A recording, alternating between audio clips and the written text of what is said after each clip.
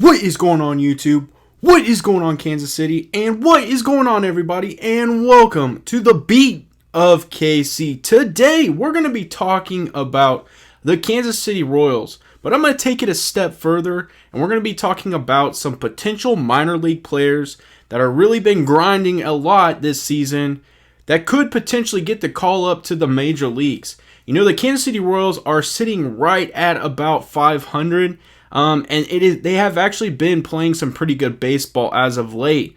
But it's nice to get that recharge. There are some question marks around some players' health. And I do think that that is going to be where you potentially see some of these players get called up. But I also think that they're also on fire, and you could see that call up just to see how they handle the major leagues. So I'm super excited to provide this video to you. So if you're interested, I suggest you stay tuned right after this.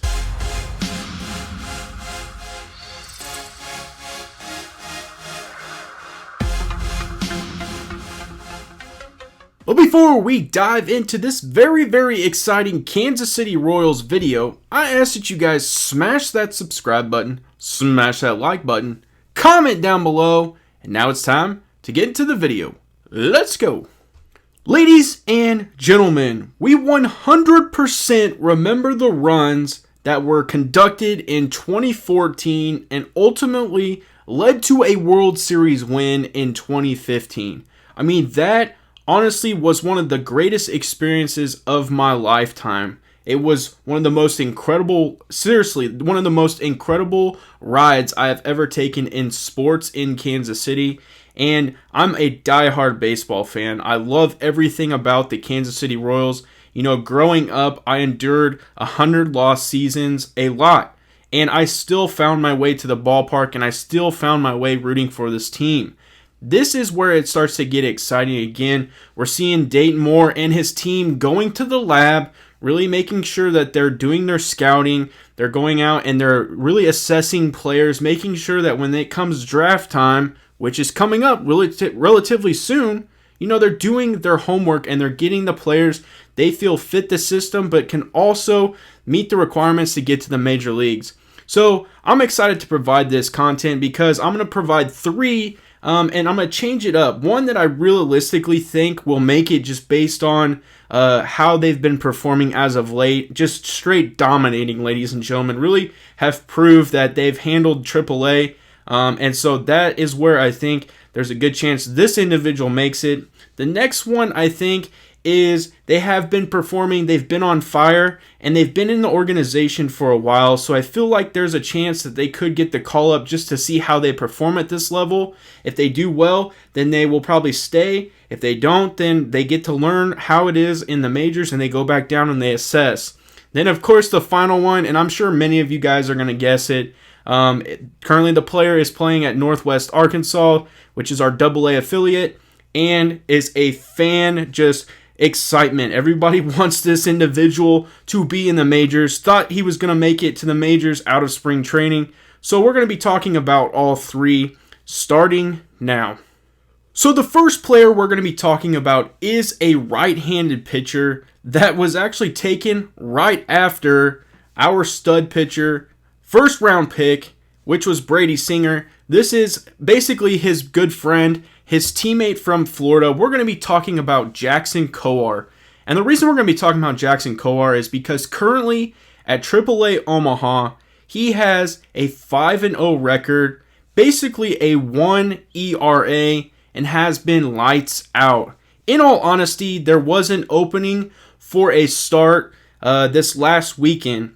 And basically what that really almost pushed Jackson to the major leagues. There was some question marks based on how Saturday was handled. You know, Brady Singer, his good friend, didn't get to really complete the start the way he was hoping. That also pushed, some potential starters into that game, which then really opened up that Sunday game. Ideally, they ended up handing it off to Irvin Santana, who has been in our organization before. But honestly, a lot of people thought that that was going to be the call-up for Jackson Kowar. I can kind of understand why they didn't do it, why they kept him in his position down in AAA. But the anticipation, the excitement to see Jackson up in the major leagues is literally going to be absolutely phenomenal, and a ton of people are excited for it. We did get to see Daniel Lynch. You know, a lot of these guys roomed together in the offseason to get better, to build that camaraderie, to build the team, you know, the team effort. So it's exciting to see these guys really have the relationships that they do. So what I'm going to do is provide you the bio write-up that is currently on Jackson Kowar from MLB.com. So it says Kowar's fastball changeup combo is the gem of his arsenal. His mid-80s plus changeup is his signature pitch, generating swing and misses from hitters on both sides of the plate. It has a fading action, and Kowar throws it with superb deception and arm speed. He sits in the 94 to 97 mile per hour range with his fastball, but can dial it up to 98 to 99 miles per hour with command that's improved since he has been drafted. Kowar's developing curveball was the focus for him throughout his time at the alternate site in 2020. We obviously understand the pandemic really forced a lot of players to go to an alternate site, and in some cases it really did help out players just being around the mindset of baseball and not really have that pressure of being able to perform. It was literally go out, learn, and practice and play against your teammates. So I think Jackson was one of those that really benefited from that. The Royals believe the pitch, which he throws with better spin and shape now than he did in college, talking about the curveball, can be above average, and the key that he brings Kowar's game to the nether level. So it says it brings it to the nether level. It says Kowar gets high marks for holding runners to the bag and fielding his position, along with praise for competitiveness on the mound. You know, honestly, that bulldog mentality comes from that rotation there in Florida when you had Brady Singer and you have Jackson Kowar. I mean, those basically were your 1 and 2, and, you know, we see how Brady Singer handles himself on the mound. He literally goes out there and he is a bulldog. He does not like losing, and rightfully so. Who does like to lose? I mean, that honestly, that right there alone made me super pumped that we were able to even get Brady Singer. But then obviously the pitching capabilities come with that, and I'm excited to see Jackson bring that as well.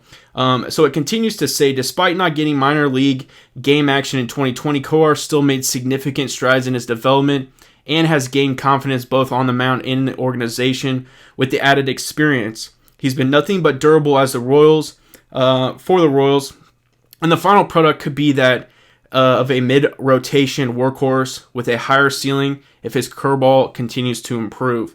You know, I would have to 100% agree. I do think some of these, individuals definitely need the experience of what the major leagues is like. Daniel Lynch obviously got to experience that, realized like, hey, I need to actually work on some things, went back down and is now working on that. I would like to see Jackson Kowar come up, actually see what the major leagues is like. Maybe he does excel. Maybe his changeup is filthy, and like they're saying, and his curveball has advanced the way it should, and we see him stay as a workhorse in the mid to towards the end rotation.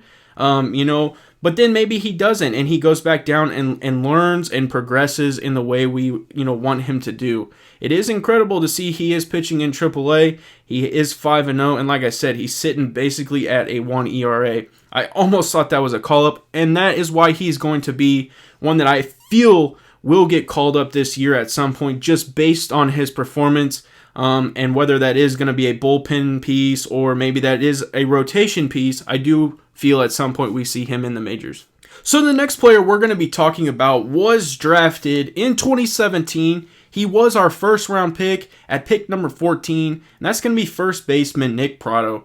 And ladies and gentlemen, I feel that if there is the right timing, and this is something that we need because we did see Ryan O'Hearn up in the majors for a little bit, I do feel that there's a chance we could at some point see Nick Prado this year, just based on an injury, or it's getting that point in the season where we just aren't playing the best, and we want to see what Nick can provide because he's doing so well right now down in the minors. His game really has developed, and I do initially think that from a fan perspective, there was a lot of pressure put on him, whether he really even acknowledged it or not.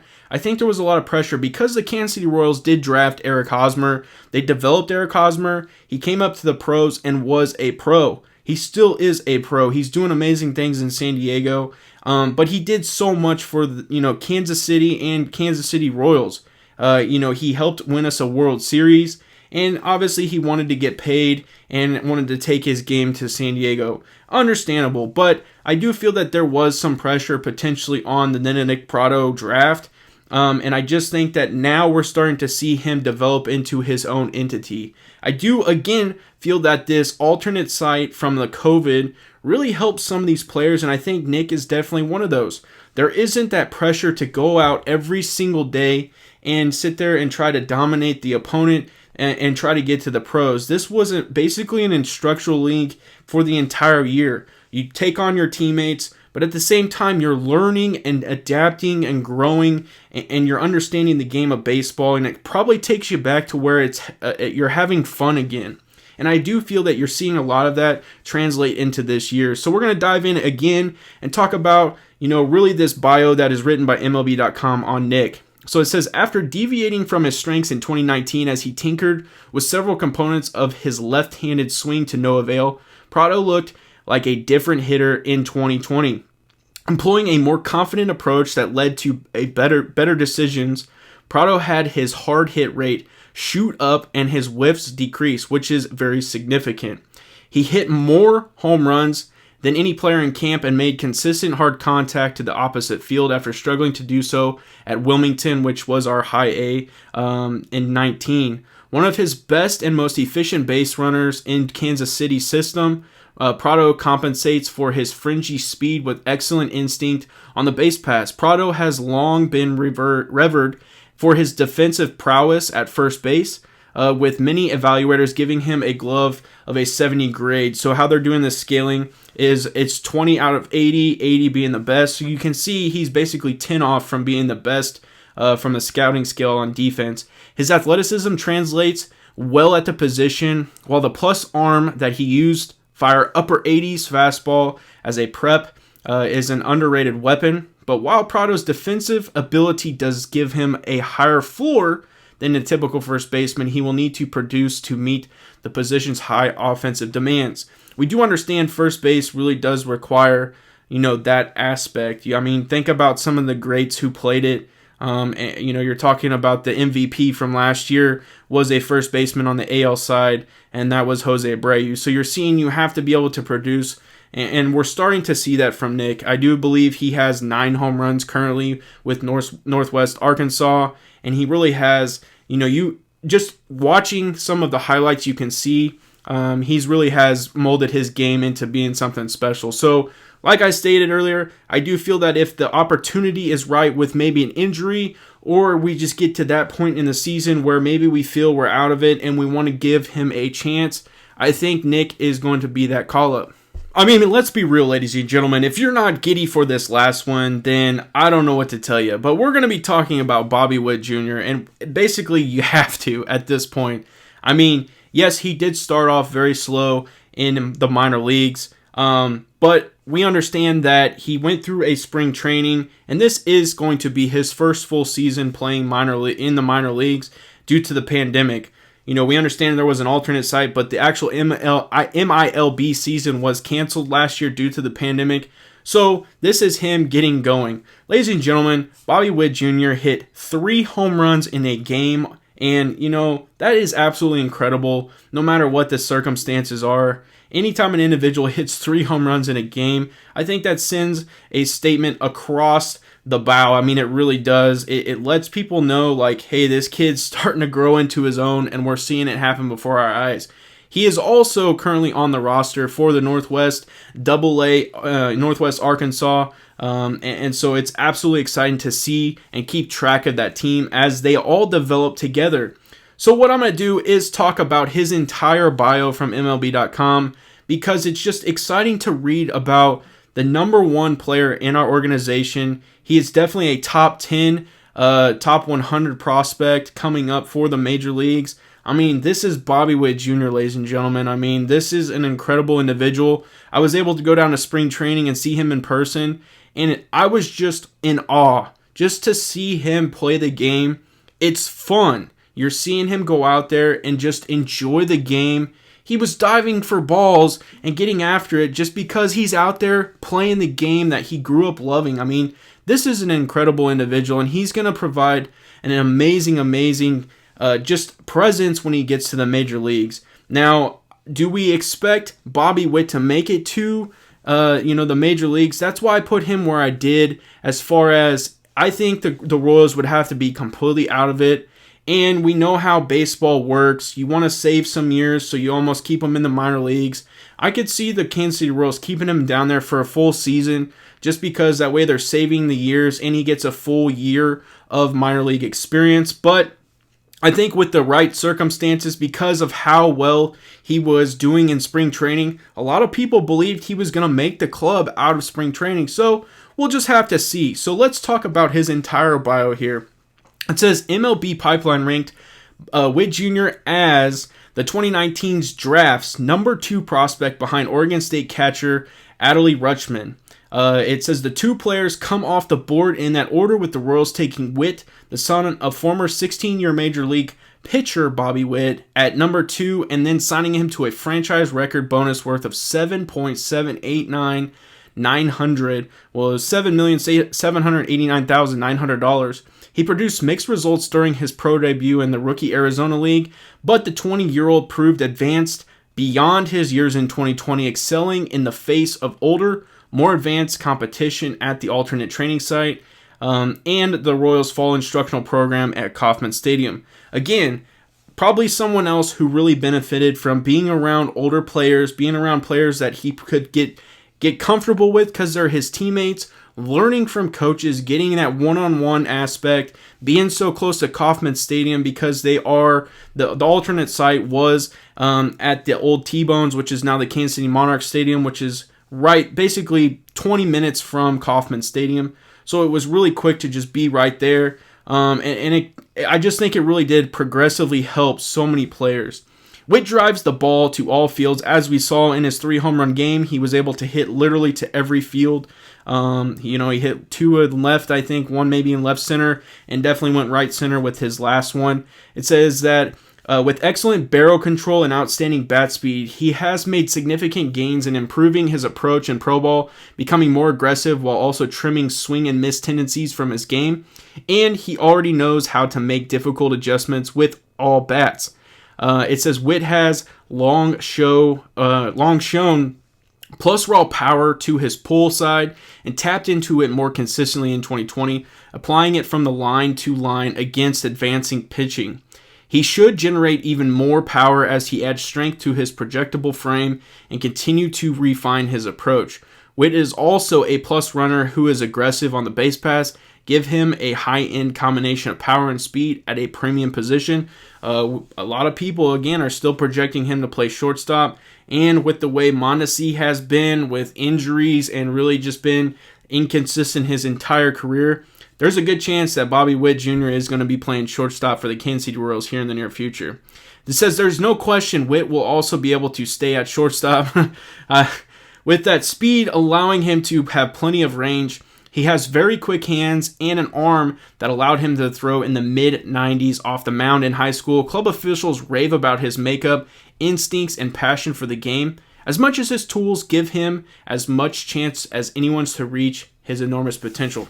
Could not agree more. And like I said in the beginning, this is that perfect circumstance. The Kansas City Royals are deemed out of it. They want to give Bobby Witt Jr. that experience. Maybe again an injury happens to Mondesi, and maybe they just want to honestly give Bobby Witt an opportunity. But I could also see him staying down in the minors, like I stated, and just getting that full year of experience playing against. Honestly, they're still a little bit older than Bobby Witt, a couple years average older than Bobby Witt at 20 years old. So, maybe just give him that experience in the minor leagues and we would see him next year. So I'm super pumped about these 3 that I gave you, and I'm just overall excited about this entire minor leagues. I could probably talk to you about them for literally hours and hours just because there's so many of them.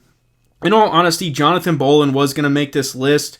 Who is a pitcher currently, drafted out of Memphis a couple years ago, but he recently had to have Tommy John surgery, so he can't make this list just because he's not going to go anywhere, and he's got to obviously have surgery and do the rehab and come back even stronger next year. So super excited about him as well, but like I said, guys, I could honestly talk about this for days. and it just makes me that excited about the future of the Kansas City Royals. So I appreciate you guys swinging by and honestly checking out this video. Hopefully you gain some knowledge from it. Hopefully it at least makes you excited about the future of the Kansas City Royals. And I appreciate you swinging by and checking out the beat of KC. As always, have a good day.